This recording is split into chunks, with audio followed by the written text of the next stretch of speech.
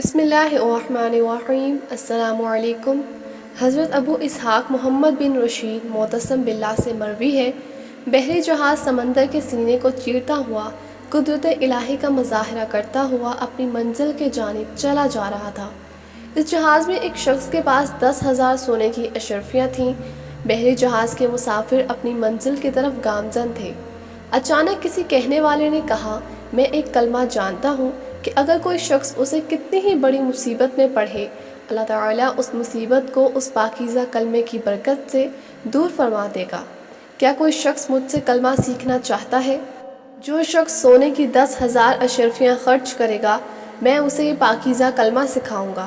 جس کے پاس 10,000 سونے کی اشرفیاں تھیں، اس نے یہ سن کر کہا، میں یہ کلمہ آپ سے سیکھنا چاہتا ہوں۔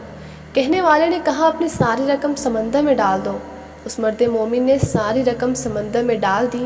کہنے والے نے کہا، پڑھ وہ کلمہ، یہ آیات مبارکہ ہیں۔ ترجمہ: اور جو اللہ سے ڈرے، اللہ اس کے لیے نجات کی راہ نکال دے گا اور اسے وہاں سے روزی دے گا جہاں اس کا گمان نہ ہو، اور جو اللہ پر بھروسہ کرے تو وہ اسے کافی ہے۔ بے شک اللہ اپنا کام پورا کرنے والا ہے۔ بے شک اللہ نے ہر چیز کا ایک اندازہ رکھا ہے۔ اس نوجوان نے یہ آیات مبارکہ یاد کر لیں اور اسے یقین ہو گیا کہ میں نے بہت بڑی دولت حاصل کر لی اور میری رقم رائگاں نہیں گئی۔ جب باقی مسافروں نے اس شخص کا یہ طرز عمل دیکھا تو کہنے لگے، اے مسافر، یہ تو نے کیا کیا؟ تو نے خواہ خواہی اپنی رقم سمندر میں پھینک دی اور اپنی ساری دولت سے محروم ہو گیا۔ ابھی ان مسافروں کی بات مکمل بھی نہ ہوئی تھی کہ ہر طرف سے کالے بادل چھانے لگے۔ سمندر میں طغیانی آ گئی۔ سرکش موجوں نے آن کی آن میں بحری جہاز کو تباہ و برباد کر ڈالا اور سارے مسافر غرق ہو گئے۔ آیت مبارکہ سیکھنے والا شخص کہتا ہے کہ جب جہاز طوفان کی نظر ہونے لگا، میں نے یقین کامل کے ساتھ انہی آیات مبارکہ کا ورد شروع کر دیا۔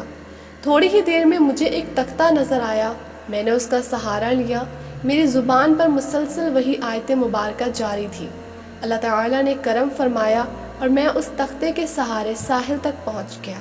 میں سمندر سے باہر نکلا اور آس پاس کا جائزہ لیا تو مجھے قریب ہی ایک خوبصورت محل نظر آیا۔ میں اس میں داخل ہوا تو وہاں ایک حسین و جمیل عورت موجود تھی۔ میں نے اس سے پوچھا، تم کون ہو؟ اس نے کہا، میں بصرہ کی رہنے والی ہوں اور مجھے ایک جن نے یہاں قید کر رکھا ہے۔ اس سمندر میں جو بھی جہاز غرق ہوتا ہے، وہ خبیث جن اس کا تمام مال و اسباب یہاں اس محل میں لے آتا ہے۔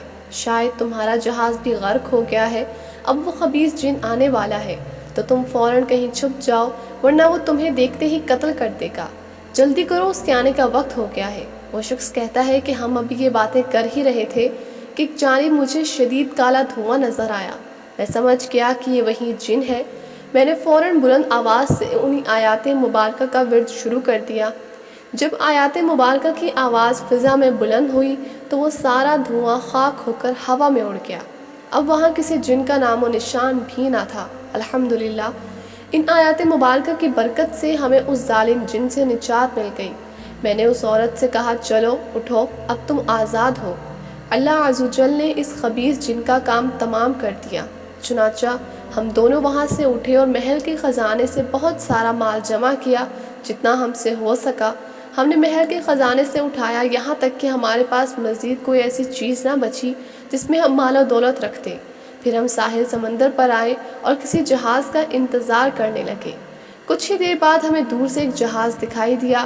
ہم نے کپڑا لہرا کر اسے اپنی طرف بلایا۔ جہاز ہماری طرف آیا اور اتفاق کی بات تھی کہ وہ جہاز بصرہ ہی کی جانب جا رہا تھا۔ چنانچہ ہم دونوں اس میں سوار ہو گئے۔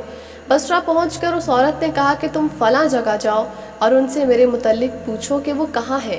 میں مطلوبہ جگہ پہنچا اور لوگوں سے اس عورت کے بارے میں دریافت کیا تو انہوں نے کہا، وہ بیچاری تو تقریباً 3 سال سے لاپتہ ہے، ہم اس کی وجہ سے بہت پریشان ہیں۔ میں نے کہا، تم میرے ساتھ آؤ، میں اس سے تمہاری ملاقات کرواتا ہوں۔ وہ لوگ حیرانی اور خوشی کے عالم میں میرے ساتھ ہو لیے۔ جب انہوں نے اس عورت کو دیکھا تو بڑی عقیدت سے اس کے سامنے مؤدبانہ انداز میں کھڑے ہو گئے۔